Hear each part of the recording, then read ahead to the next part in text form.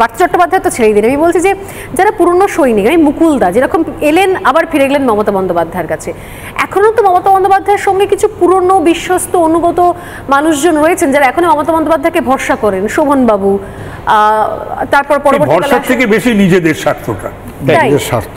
আচ্ছা, কিরকম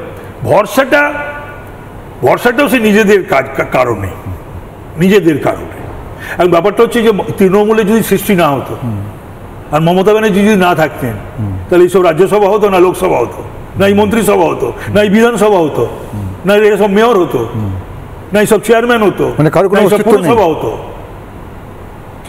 বেশিরভাগই তো সাবস্ট্যান্ডার্ড এলিমেন্ট। বিপুল টাকা মেয়রের কথা বললেন, মেয়রের কথা বললেন আপনি। ময়ূক যে কথাটা বললো এটা মারাত্মক কথা। আপনাকে সেই কবে থেকে দেখছি এই এই এই জিনিস, আর বাকিদের তো মোটা মোটা শোনাচ্ছেন বড় বড় কালো কালো গাড়ি। আপনি করলেনটা কি 50 বছর রাজনীতি করে? আচ্ছা, এই একটা কথা বলি, এইটা করতে আসার জন্য তো রাজনীতি করিনি, রাজনীতিতে আসিনি। রাজনীতিতে আসা কি ওইটার জন্য আজকাল না অনেকে বলে না এই খুব ভালো, ঠিক আছে, ভালো মন্দ একটা বলতে, এ খুব সৎ। অদ্ভুত একটা কথা, মানে সততাটা যেন কেউ সৎ হচ্ছে বা সততাটা যেন করুণা বা দয়া। মানুষ রাজনীতি না রাজনীতি করতে এসে সেটা তো সমাজকে ঠকানো, ভোটারদের ঠকানো, দলকেও ঠকানো। এবং আজকে রাজনীতিতে মানুষ যে মানুষকে এখন যে আগে যে রিগার্ড ছিল, রেসপেক্ট ছিল, যেমন আমিও তো 10 বছর কাউন্সিলর ছিলাম, একসঙ্গে কাউন্সিলর এমএলএ দুটোই ছিলাম। সেদিনও পর্যন্ত যে রেসপেক্টটা কমান্ড করতাম বা যে রেসপেক্টটা পেতাম কাউন্সিলর হিসাবে 10 বছর, আজ পাই। একটা ঘটনাই বলছি আমি, তারপর আসি মমতা বন্দ্যোপাধ্যায়ের একজন অভিষেক বন্দ্যোপাধ্যায় আছে, ফিরহাদ হাকিমের 2 মেয়ে আছে, পলিটিক্সের নাম ঠিক না, 3 মেয়ে কথা বলছি। প্রত্যেকের ছেলে মেয়েরা পলিটিক্সে। আপনার এক ছেলে 1 মেয়ে, তাই তো? দুজনকে আমেরিকা পাঠিয়ে দিলেন?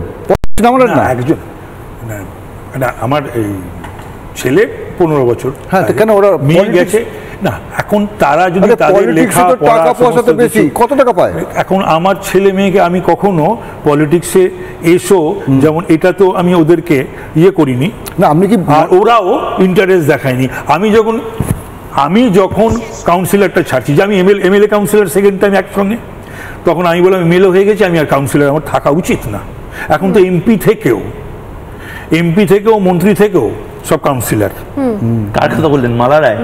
অনেকে, কেন ফিরহাদ কাউন্সিলর, ঠিক। উনি কিন্তু আসল প্রশ্নটা এড়িয়ে যাচ্ছেন। না, এটা বলেই আসছি, আমি কোনো প্রশ্ন এড়িয়ে যাওয়ার লোক নই, আমার এড়িয়ে যাওয়ার কোনো ব্যাপার নেই। ছেলে মেয়েদের না কেন? তখন আমাকে অনেকে বলেছিলেন, এবং সেই সময় নেতারা, প্রণবদাও বলেছিলেন, সোমেনদাও বলেছিলেন, বৌমাকে দাঁড় করায় না, মানে আমার স্ত্রীকে আমি দাঁড় করিয়েছিলাম।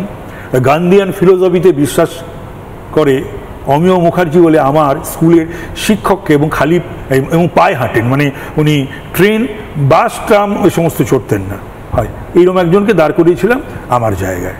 আমার স্ত্রী, আমি বলিও নি, আমার স্ত্রী বললেও দাঁড়াতো না। পলিটিক্সটা আমি মনে করি যে এই যে পরিবার তুতো, পারিবারিক, এটা তো হওয়ার কথা না।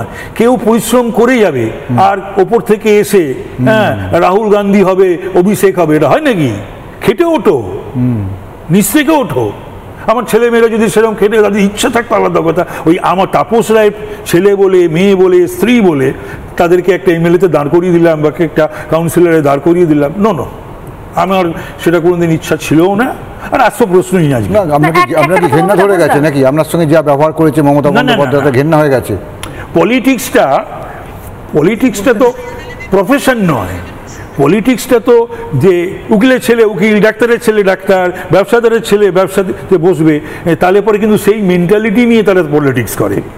নানা ধরনের কন্টেন্ট দেখার জন্য লাইক করুন, শেয়ার করুন আমাদের ফেসবুক পেজ, সাবস্ক্রাইব করুন আমাদের ইউটিউব চ্যানেল।